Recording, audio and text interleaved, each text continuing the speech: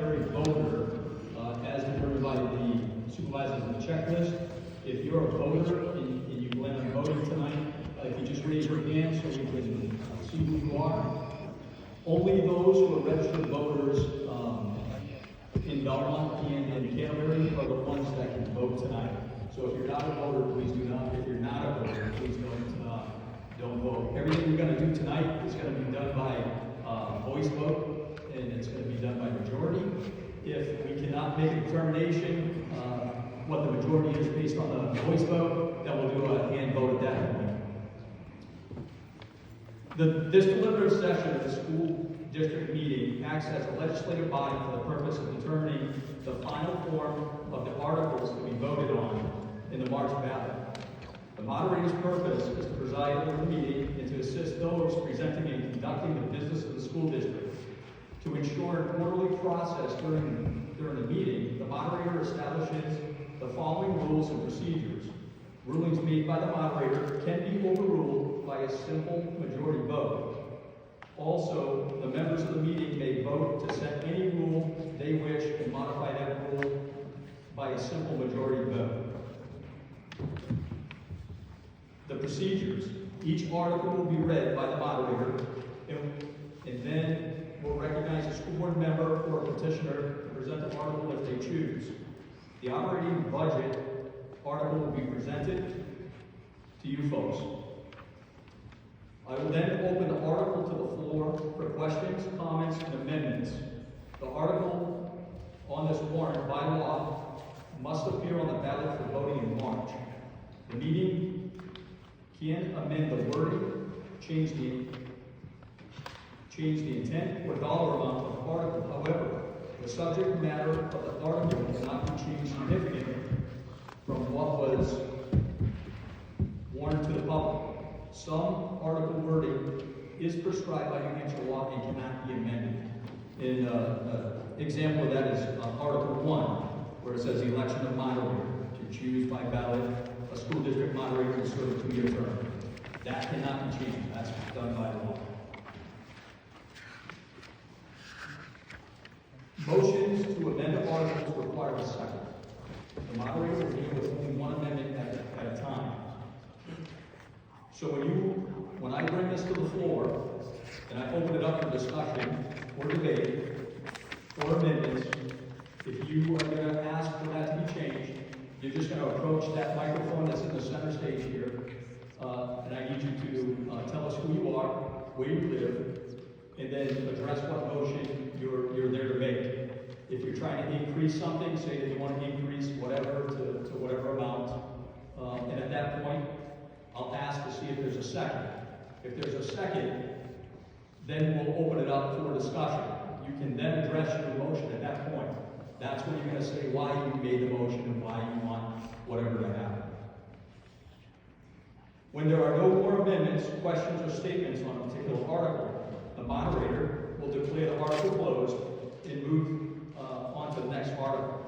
So if there's been no more debate or if there's been no amendments to it, then when I move it to the floor and then I close it, if there's nothing, it'll automatically go to the ballot in March. If you do have something to add to that and you try to amend it, then we'll put it out to voice vote and majority will make that happen. Once an article has been closed to debate, it will take a motion to reconsider with a majority vote to bring the article up again for discussion, but not until the other articles have been read and talked about. Under RSA 40:10, the meeting can move to restrict reconsideration of an article. If passed, the article cannot be brought up again at the deliberative session. The motion to restrict reconsideration can only be made after discussion on the article has been closed. Restriction of the reconsideration can be applied to any number of articles that have been discussed in closed debate prior to the motion restriction. So the form of this meeting is that when you want to talk about your motion or you want to discuss the matter at hand, please direct that towards me, the moderator. Don't direct it to any board member or any member that's specific. Just keep everything generalized and to me. And if there's a person that knows about this article, they're kind of like a matter expert in that particular article, they will be more than happy to come up and speak on that, but keep the dialogue towards me and not that specific person. And now, I would like to introduce Michelle Lewis, the chair of the school board. Hi everyone, I'm going to do some introductions so you know who's sitting in front of you and also who is in the back. My vice chair is Eric Johnson. There's also Sean Embry, Jill Smith, Jeffrey Roberts, Randy Johnson, and Marcel Pethek. Also here tonight is the school district attorney, Stephen Whitley. And for district administration, we have Superintendent Michael Tercy, Business Administrator Debbie Thompson, Director of Information Technology, Jason Hills, Director of Buildings and Grounds, Stephen Dalzell, Director of Student Services, Tanyelle Mitchell-Berry, Director of Curriculum, Silas St. James, Athletic Director, Bellier, took me a second. Belmont High School Principal, Matthew Finch. Belmont High School Associate Principal, Aaron Hayward. Belmont Middle School Principal, Aaron Pope. Belmont Middle School Associate Principal, Tim Saunders. Belmont Elementary School Principal, Ben Hill. Belmont Elementary School Associate Principal, Janelle Johnson. And Canterbury Elementary School Principal Aaron Chubb is unable to be with us this evening. So the administrators are in the back, my right-hand corner, and then we have administration up here as well.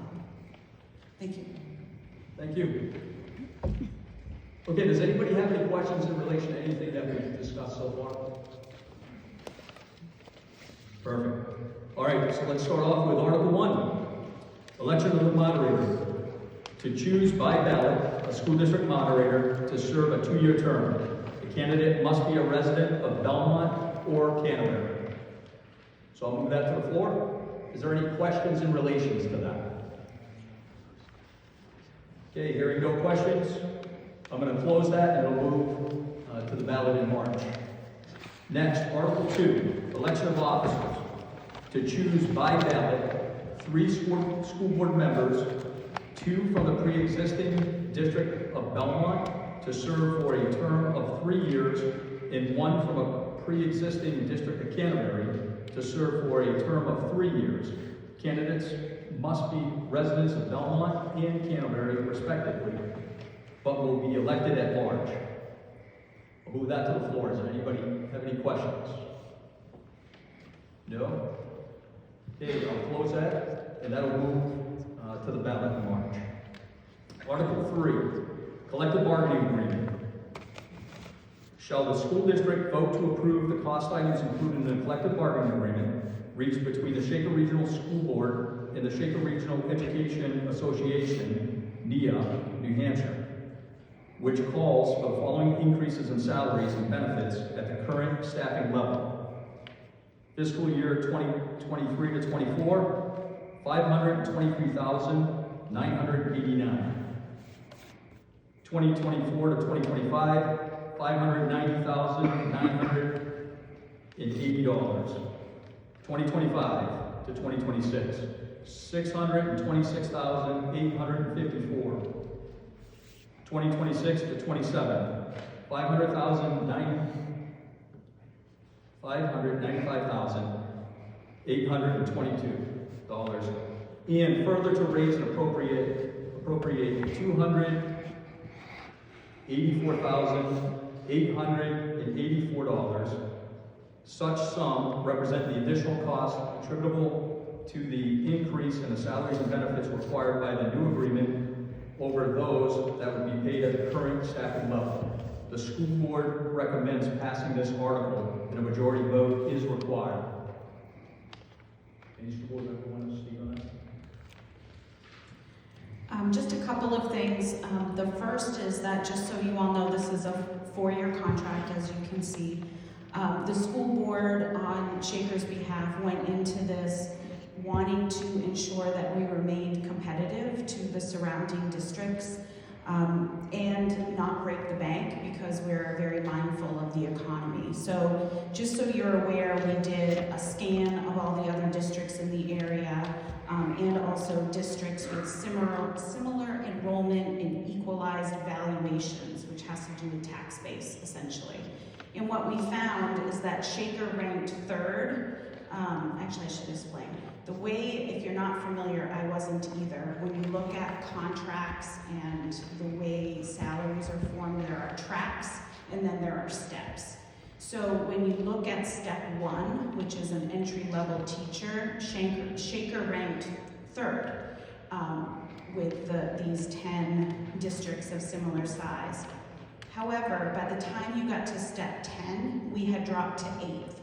And we actually started falling behind to these comparable districts beginning at step 4. So we were very mindful of kind of the scope of all of what was going on within the steps. And again, we wanted to remain competitive, as we have struggled to hire some teachers, particularly at the middle and high school level.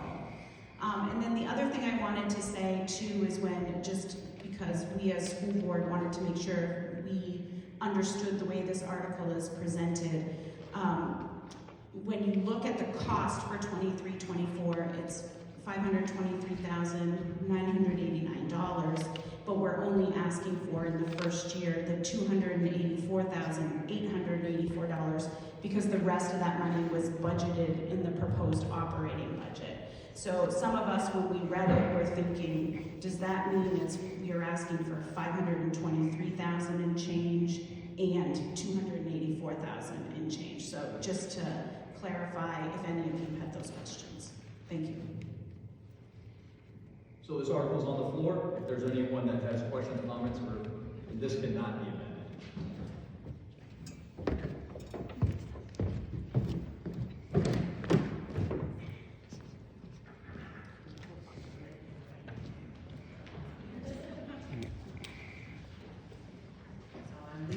From Belmont, 75 Jefferson Road. I just had a question about what did you see happening in 2025 to 26? Why is it such an increase? Do our class sizes get smaller? Do we stop? Are we pay our teachers more than? Like where did that come in? That's all. So that actually has to do with the length of time that the teachers are in the district. So. Correct. So longevity. It has to do with longevity. So there's a big bump in terms of teachers reaching those longevity points. Perfect. Thank you. Thank you. Are there any more questions, comments? No? Okay. Article closed and move on to the ballot. Article 4, permission to call special meetings for CBA if needed. Shall the school district, if Article 3 is defeated, authorize the governing body to call one special meeting at its option to address Article 3 cost items only? The school board recommends passing this article and its majority vote. So I'm moving this to the floor. Are there any questions, comments? Hearing none, I'll close that article and we'll move to the ballot. Article 5, operating budget. Shall the school district raise and appropriate as an operating budget, not to include appropriations by special warrant articles and other appropriations voted separately, the amounts set forth on the budget posted with a warrant or as amended by vote in closed session, for the purpose set forth therein, totaling $26,990,081. Should this article be defeated, the default budget shall be $27,065,811, which is the same as last year, with certain adjustments required by previous actions of the Shaker Regional School District or by law, or the governing body may hold one special meeting in accordance with RSA 40:13, Roman numeral 10 and 16, to take up the issue of a revised operating budget only. I open this up to the floor. Amendment? Yes, would you like to step forward, ma'am?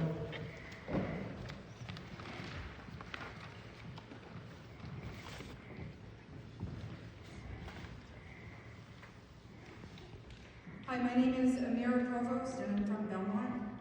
I would like to make an amendment to Article 5 to increase the school district budget by $10,000 to fund the Belmont High School VEX VRC and Belmont Middle School VEX IQ robotics programs. From the $10,000 increase, Ma'am, I hate to stop you, but, so your motion is to increase the budget by $10,000? yes. Okay. And, do we have a second on that? And your name, sir? Okay, now you can speak on your motion, ma'am. Okay, this is the 5-minute part. Yes. Okay. Currently, the school district only provides a $2,200 stipend for 2 high school co-advisors and $800 for 1 middle school advisor. No other money is provided by the school district. This means both programs have relied on the technology grant from the DOE for the last 6 years to help pay for registration fees, parts and supplies, transportation, uniforms, and miscellaneous other expenses. This grant runs out at the end of the year, and according to Melissa White with the Department of Education, they will not be accepting applications until late fall. While we do have sponsors and donations coming in, these are not always guaranteed, and there's currently not enough funding for all the events students have qualified for this season. Without that grant, our programs will not be able to register teams for events next season, which start in May. Both robotics programs are year-round STEM sports. This season, the high school has had nearly 7 times the number of students interested in joining, double the number of teams registered, and double the amount of games attended. While some students have dropped out, on average, the high school has between 10 to 12 students attend practices every week. The middle school program has also seen an incredible amount of growth. They currently have 45 students in the program with 15 to 20 attending tournaments. We are keeping a timesheet of our high school VRC students this year, and as of yesterday, our kids have put in more than 3,320 hours combined. Our 3 returning students from last season have over 500 hours each, and 1 student should hit about 600 hours by the end of this week. Highlights from our high school teams this season alone: they've received the Judges Award, the Design Award, the Jerry Sportsmanship Award. They've made it to the quarterfinals and the semifinals every single game. They've made 2 tournament finalist awards, 2 automatic invites into the state championships, 2 more invites into states because of high rankings. We also have 2 invites into the Nationals Championship into Iowa. We have the 2nd highest skills challenge score ranking in the region, and one of our robots is in the top 9% of the world, and that's out of 4,500 robots. The highest score of any match for all season is also from Belmont, and we have at least 1 contender that could make it to the World Championships again this year. We went down to the middle school to mentor the VEX IQ students. We helped them with programming, design builds, gave them interview and judging tips, and provided valuable resources for them.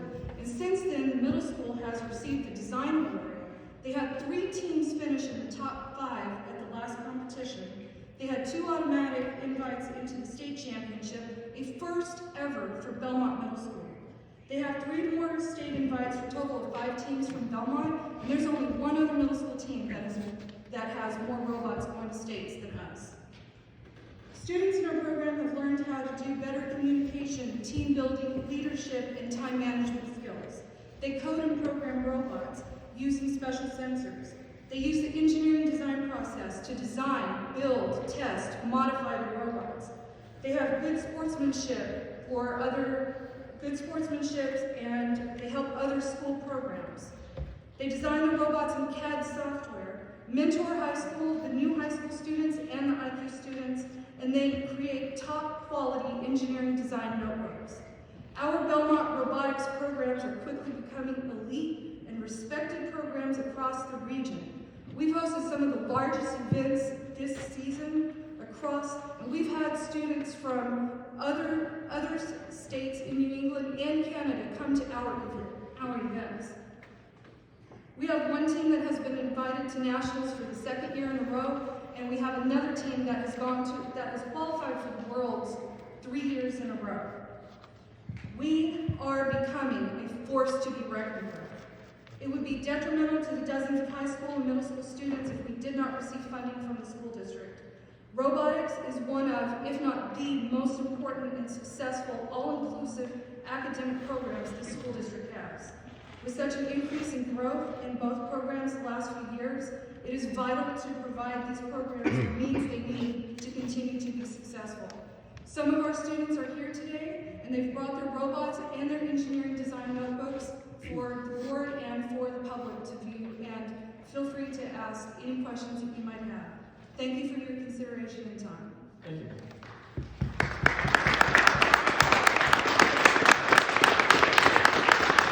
Anyone else like to come up and speak on this motion? Henry, Canterbury, New Hampshire. I actually would like to, first of all, thank you for stating all of those facts so beautifully and very well detailed. I actually have a further amendment to hers.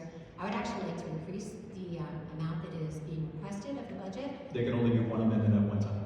Okay. So the amendment on the floor is to increase the budget at 10,000. Yeah, I would like to request to increase the budget to $12,800 for the VEX and robotics at the high school and middle school level.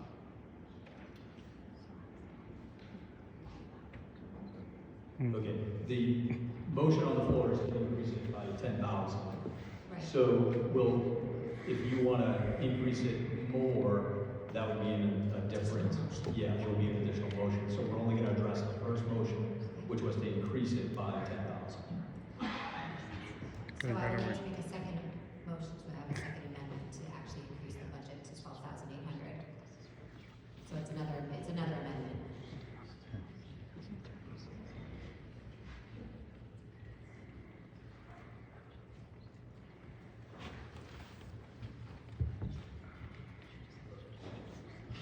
So if the person who originally brought the motion to the floor was to accept that increase, we can do it that way, and that'll speed that process up. So if the original person wants to step forward and agree to that increase. We accept. Okay.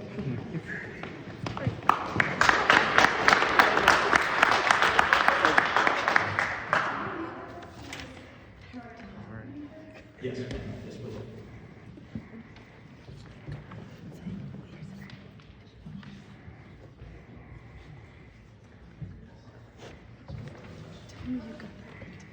The short and sweet, you guys have already heard all the facts stated and the benefits to this program. Just for awareness, the grant total, as I understand it, that we've been receiving annually is $12,800. Allocation to the high school has been at a rate of $6,500. Allocation to the middle school has been at a rate of $6,300. So when we consider the growth and involvement in these programs, we're actually requesting a budget decrease rather than supporting the current budget amount or even allowing for any increase.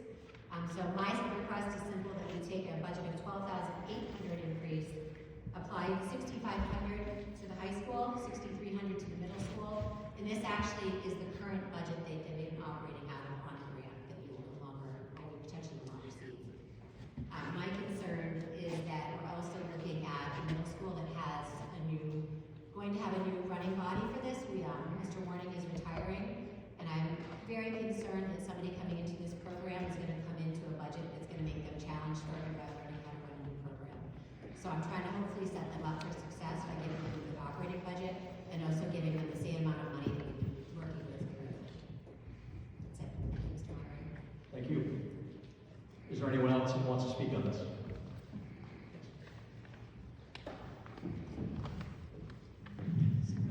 Tracy Claire Bowman. Perhaps Debbie or somebody would be just better to, when you make an amendment for an amount of money to the budget, we are adding a lump sum in general to the budget, not to one specific item, and it can be spent any way the school district feels and allocated that way, correct? Yes. I am in favor of this wholeheartedly. I am the proud mother of a biomedical engineer that graduated from Belmont. I'm wondering what the school board's position was when they looked at this activity, though, why it didn't get more funding. Well, I will will say we did not know that there would not be grant funding. It was our understanding that there would be additional grant funds, so that's why we didn't look at this being in the budget.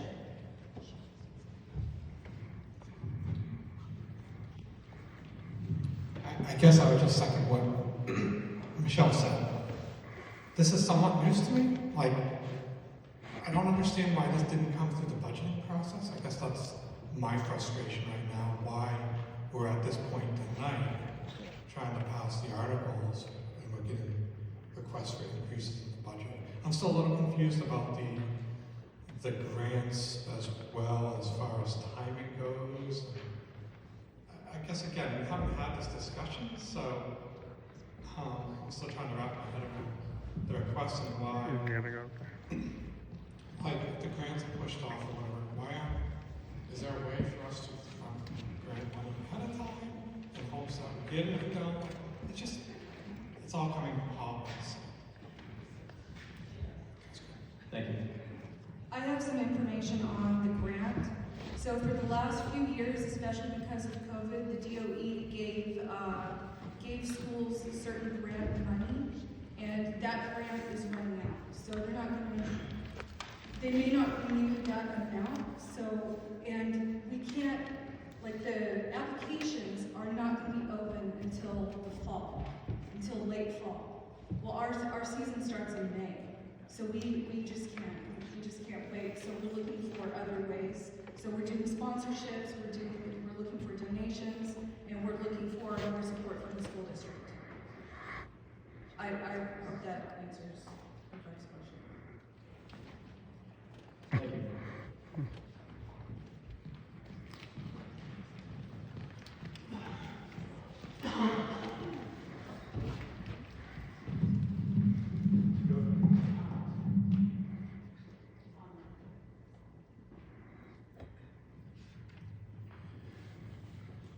We, as a district, were made aware that the grant timeline was going to change, then it's something that we would have brought up during the budget development process. We did not receive any notification from the state that there was going to be any change in the grant timeline.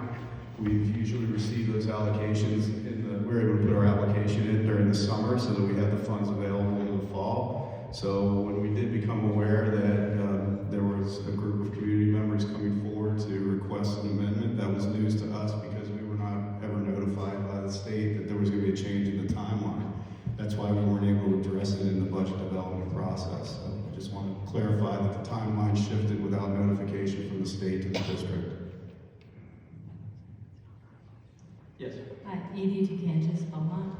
I just want to add to all the good things about robotics. I'm a French teacher at the high school, and in addition to the students who are in robotics and everything it does for them, we often try to bring it into other parts of our school. For example, during COVID, one of the robotics students made a robot to deliver Christmas cards that the French class made in French for the Taylor home.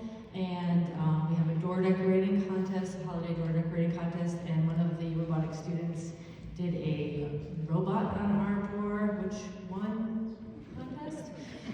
So this is not just these students, they're bringing it to our school and our community as well.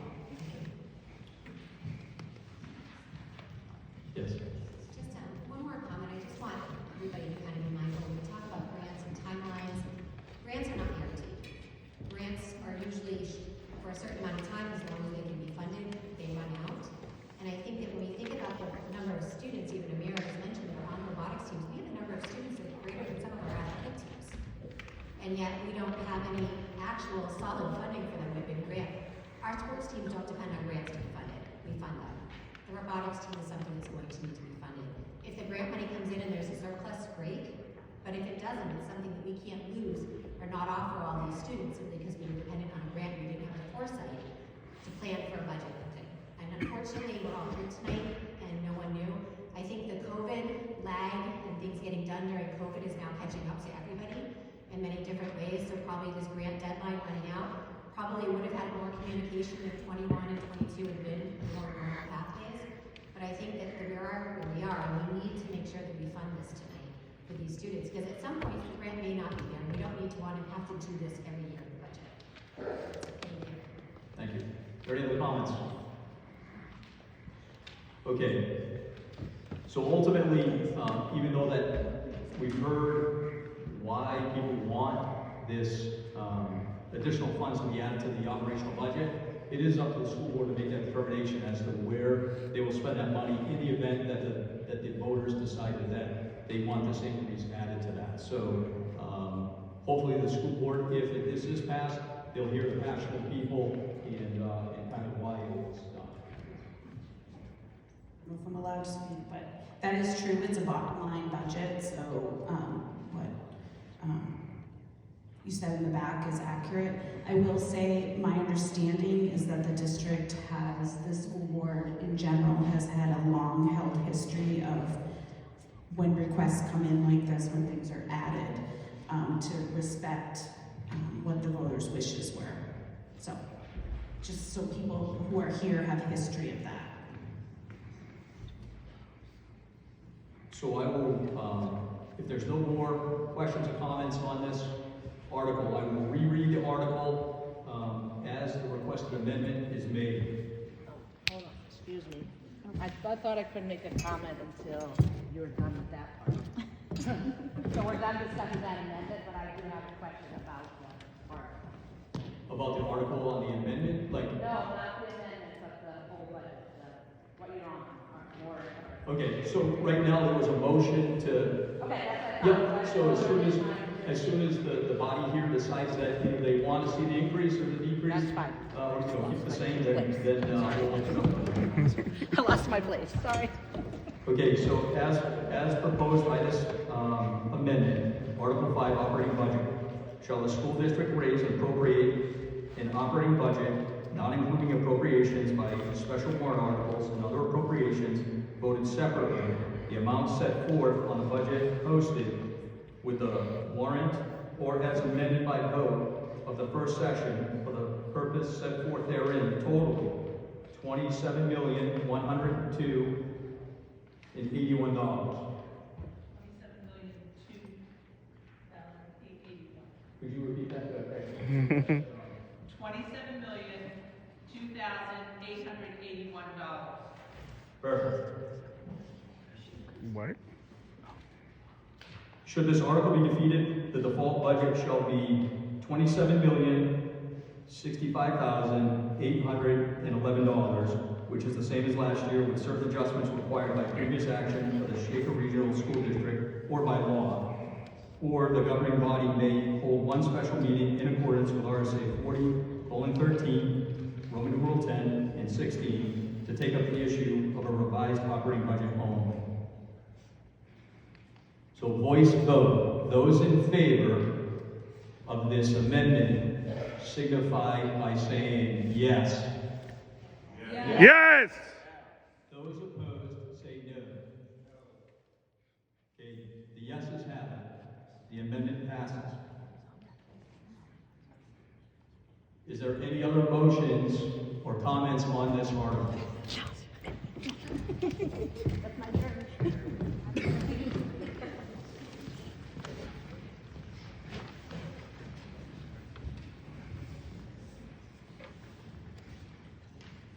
Over Belmont. Sorry, I'm a teacher, so I'm squirrely too. I get distracted. Okay, I have a question on page 6. You have a salary decrease that reflects not filling 6 vacant support staff positions. And I'm wondering, in this day and age, why we're not fighting to fill those positions. These children need support staff. I know in my school where we need it, we had to increase our pay to get them. So I'm wondering what made you all decide. I know it's probably no one applied, but what really was your deciding vote to just say, kids don't need 6 supporting staff members or teachers or whatever. Oh, it's page number 6, 1100, regular education decrease.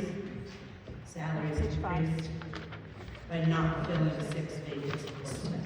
The number runs with the other folks. Oh, I'm sorry, I didn't know that. It's the first page. page 6. I didn't know. So the 6 positions were definitely the most discussed topic of the entire budget season, I would say. One of the concerns we had was a number of these positions have been vacant for a long time. Like many of them were over a year that they were vacant. And at some point, if we're not going to fill the positions, we shouldn't have them in the budget. These are assistant positions, but they're considered regular positions. They're not special ed. No, I know. Classroom assistants. And I think the biggest issue for me personally was they've been vacant. They haven't been filled. I know we have increases in the budget for some of these positions in hopes to fill, get the district back to fully staffed. I get what you're saying. It's just we haven't had the positions in the first place, and it's better not to have it in the budget, in my opinion. If we get to the point where our building administrators say, wow, we really need these positions, we take it up at the next budget hearing next year during that budget process. But we haven't had it, so. Did you look at what you pay the support staff and why you're not getting people applying there? Because a lot of it, you take away their support, teachers general ed support, not sped ed. Teachers have a lot on their plate, so I just worry you're gonna burn out your teachers because you don't, and I get it, you haven't had it in a couple of years, but that means you burnt them out for 2 years and COVID was a double burnt out. So just something, I just wanna put that out there that I was thinking about the teachers and everything else they have to do with all the mental health issues and things. I get it, no one's applied or what have you, but increase the pay, did you Oh, I talk about that? understand. Okay, thank you. Thank you. I will say too, it's an understatement to say this was a very difficult budget season. So when we looked at it, we did increase support staff salaries across the board by $1.50 an hour. But mind you, that's competing with McDonald's, the fast food industry. So, we're trying to get support staff higher paid. But if we looked at, just to be blunt, if we look at higher pay and kept these vacant positions, our budget goes significantly up, which then affects the taxpayers with tax rates and things like that. So we made some tough decisions that not everybody's going to agree with. But those were the types of discussions we were having to put forth a reasonable budget, and we did the same thing that we were talking about. But so that's our reasoning is. Okay, I just want to Sean and I know you all do a great job, I appreciate you. I just want to make sure that we're thinking about the teachers, and already they have 12 hats that they're wearing, so just keep teachers in mind. I should come to more opportunities, so that's my thought too. Thank you. Okay, are there any more amendments, questions, or statements on this particular article? Okay, not hearing any? The article will close, and it'll move to the ballot as amended. Article 6, addition to school facilities and grounds expendable.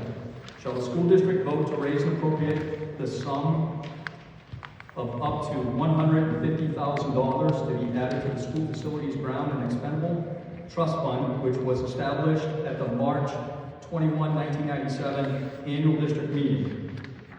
This sum to come from the June 30th, 2023 unassigned fund balance available for transfer on July 1. No amount to be raised from taxation. The school board recommends passing this article, and a majority vote is required. I move this to the floor.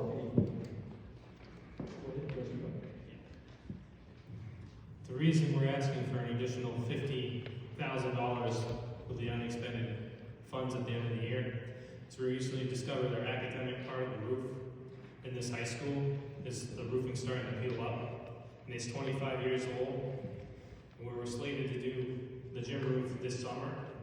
So we had a Band-Aid put on it back in December for $3,500, but it's going to be more economical for us for them to do it at the same time. And the estimate is $180,000 to do the whole entire roof, and we weren't expecting that, so that's why we're asking for the additional $50,000. Plus, we also have some future CIP, like you've seen the high school parking lot, it's pretty rough, and we're budgeting for that too from 25 to 26. So we just need an extra $50,000 this year to get the roof so we can keep on track with our CIP. Thank you. Okay, there's articles on the floor. Anybody have any amendments or questions or statements about it? Not hearing any. This article will close and move to the ballot in March as written. Article 7, additional to technology expendable trust fund. Shall the school district vote to raise and appropriate the sum of up to $20,000 to be added to the technology expendable trust fund, which was established at the March 5th, 2020 annual district meeting. The sum to come from the June 30th, 2023 fund balance available for transfer on July 1. No amount to be raised from taxation. The school board recommends passing this article, and the majority vote is required. I move this to the floor. Does anybody have any amendments or comments or anything on this? Not hearing any. The article will close and move on to the ballot in March. This concludes the warrant articles. Does anybody have any other business before the board this evening? Okay, thank you very much. This will conclude our meeting. We appreciate you showing up tonight.